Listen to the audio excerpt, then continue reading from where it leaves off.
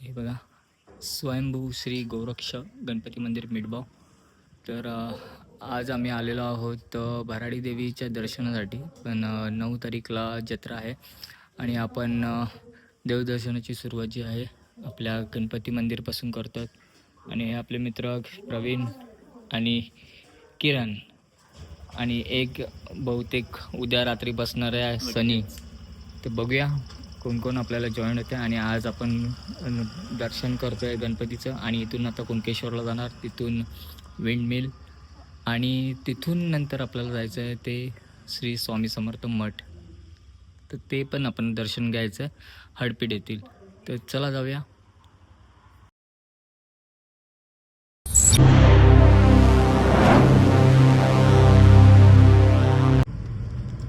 आपण आता पोचलेलो आहोत कुणकेश्वर मंदिरच्या इकडे. हे बघा, इथे कोस्टल रोडचं काम चालू आहे एका साईडला. तर हे आपलं कुणकेश्वरचं दर्शन पण झालेलं आहे आणि आपण महाशिवरात्रीच्या अगोदर येऊन हे दर्शन घेतलेलं आहे आणि छान दर्शन झालेलं आहे. आणि इथे तुम्ही तयारी बघू शकता, महाशिवरात्रीची जय्यत तयारी सुरू आहे. मंडप वगैरे घातलेलं आहे आणि छानपैकी रंगकाम नक्षीकाम केलेलं आहे मंदिराला. तर हे पहा, सुंदर असं रंगकाम झालेलं आहे मंदिराचं. आणि आपलं हे मंदिर जे आहे महाशिवरात्रीसाठी सज्ज झालेलं आहे, लाइटिंग केलेली आहे. आणि हे आपला समुद्रकिनारा, कुणकेश्वर समुद्रकिनारा. तर इथून जे आहे पूर्ण कोस्टल रोड जातो आहे आणि इथून आतमधून पाण्यातून ब्रिज तयार करणार आहेत. ते त्याचंही बांधकाम मोठ्या चांगल्या पद्धतीने चालू आहे आणि जोरात तयारी चालू आहे. तर थोडंसं आपण बघूया. हे पहा,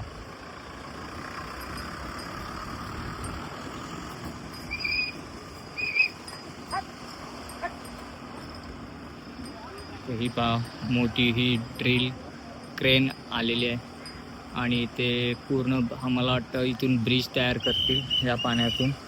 आणि हे पहा, तिथे पण शीट्स टाकलेले आहेत.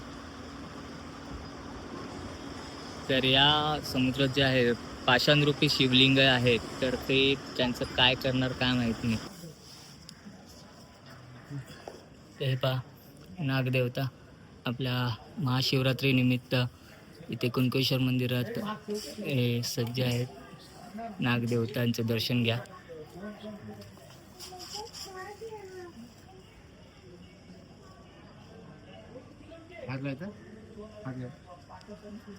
नको,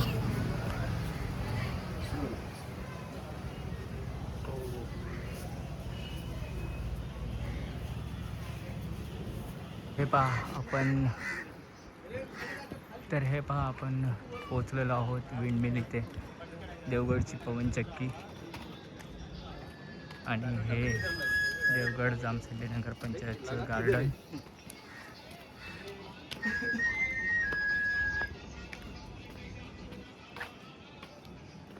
कधी आलात देवगडमध्ये तर नक्की विजिट करा देवगड पवनचक्की. आणि हे अप्रतिम असं गार्डन आणि सुंदर समुद्रकिनाऱ्याचा देखावा.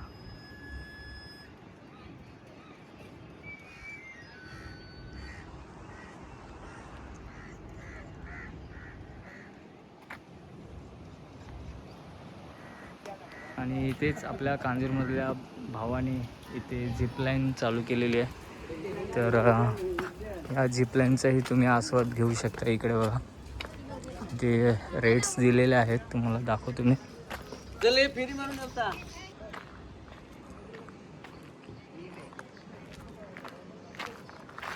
हे बघा, 5 ते 13 वर्षापर्यंत 300 रुपये आणि लहान मुले 13 वर्षाखालील 750, 14 वर्षावरील 600 रुपये आणि जोडीदार सोबत जे आहेत आपले किती 1100 रुपये आहेत. आणि सुपरमॅन जीप 1000 रुपये असं काहीसं यांचं इकडचा चार्ज आहे. तर पाहू शकता, त्याचा आनंद तुम्ही लुटू शकता. सुंदर असा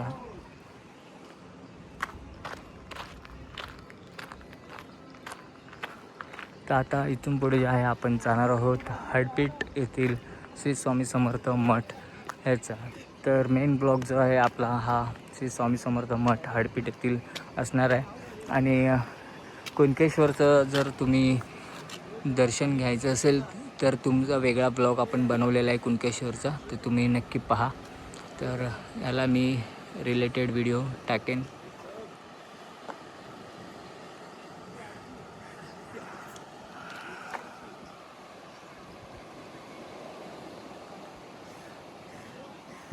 तर पहा आपण आता हडपीट श्री स्वामी समर्थ मठ येथे चाललेलो आहोत. आणि अक्षरशः बघतोय तर पूर्ण रोडची जे आहेत कामं चालू आहेत. देवगडपासून अगदी नांदगाव तिट्यापर्यंत ही कामं चालू आहेत. आणि हे रोड आता इकडे तर झालेलं आहे, पण बाकीच्या ठिकाणी धूळ उडवत आम्ही चाललेलो आहोत. हे बघा हा ट्रक बघा, बापरे. म्हणजे अक्षरशः आता गाड्या ज्या आहेत सकाळपासून संध्याकाळपर्यंत वापरली की संध्याकाळी ती धुवायचीच आहे. तुम्हाला एवढी धूळ असणार आहे त्या गाडीवर आपल्या.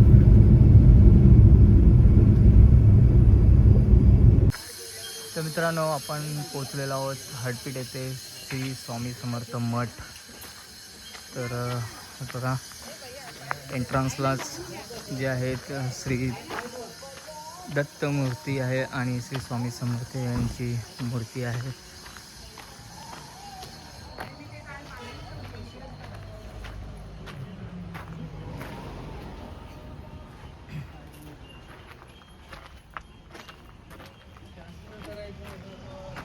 हा भव्य असा श्री स्वामी समर्थ मठ हडपीट येथील हा भव्य असा प्रवेशद्वार.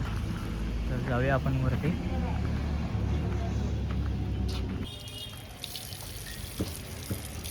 पार्किंग स्पेस उपलब्ध आहे बऱ्या प्रमाणात. आणि जाऊया पुढे आपण.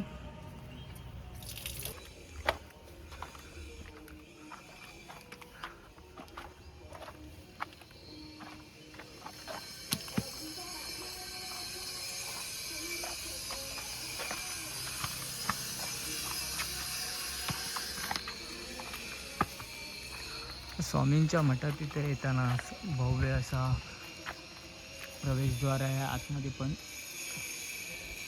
इथे राम लक्ष्मण सीता यांची मूर्ती आहे. आणि सुंदर बघा मंदिर आहे. तसंच डाव्या साईडला इथे बघा आपले संत ज्ञानदेव तुकाराम आणि विठ्ठल रुक्मा मंदिर ची भव्य अशी मूर्ती आहे बघा.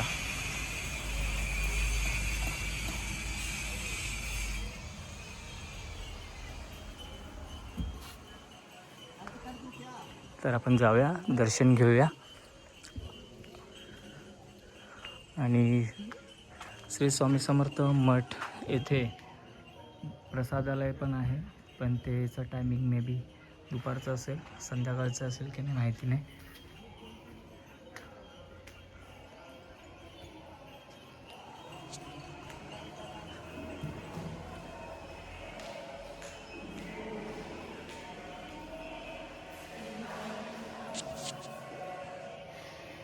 स्वामी समर्थ तर हे पहा, हे स्वामी समर्थ मठ हडपीट येथील अन्नछत्र आहे.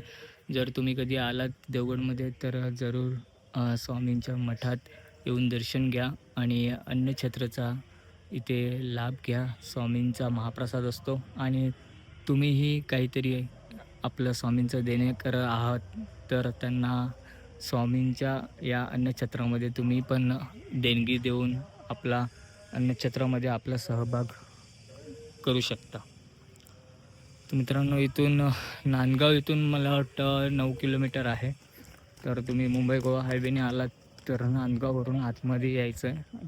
तर तुम्हाला 9 किलोमीटर नंतर हे ॲप्रॉक्स 9 किलोमीटर नंतर हडपीट येथील श्री स्वामी समर्थ येथील भव्य मठ तुम्हाला दर्शन घेता येईल.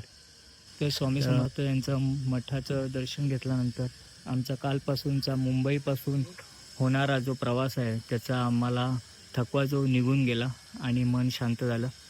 श्री स्वामी समर्थ मठ. श्री स्वामी समर्थ महाराज की जय. मित्रांनो, हा ब्लॉग किती मोठा झाला आहे मला माहिती नाही, पण स्वामींचं दर्शन घेतल्यानंतर मन एकदम शांत झालं आणि पूर्ण थकवा निघून गेला.